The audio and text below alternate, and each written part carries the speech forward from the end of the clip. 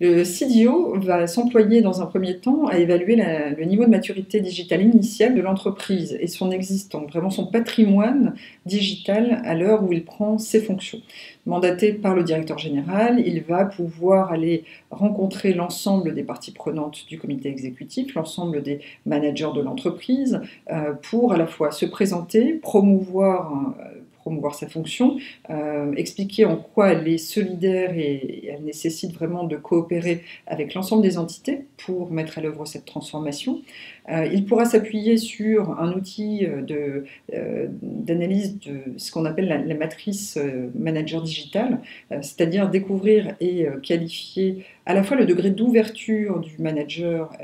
et de son entité à la transformation digitale, à la dimension technologique du digital, les dimensions d'usage également, mais son niveau de connaissance en matière de digital. À l'occasion de cet inventaire, le CDO va pouvoir à la fois détecter l'ensemble des initiatives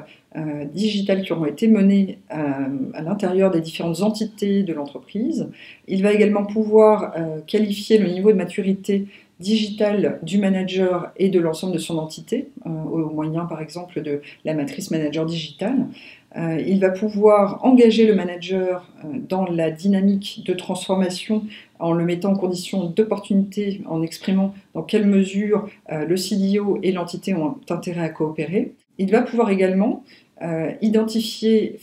avec le manager de l'entité les collaborateurs entreprenants, les collaborateurs qui auront porté des initiatives. On peut parler de corporate hackers qui ont développé des projets innovants au sein d'entreprises avec la dimension digitale,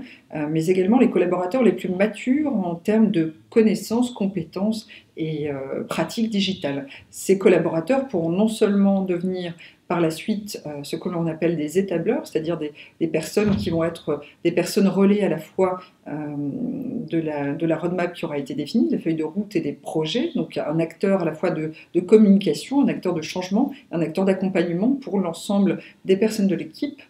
qu'il pourra faire monter en niveau sur la pratique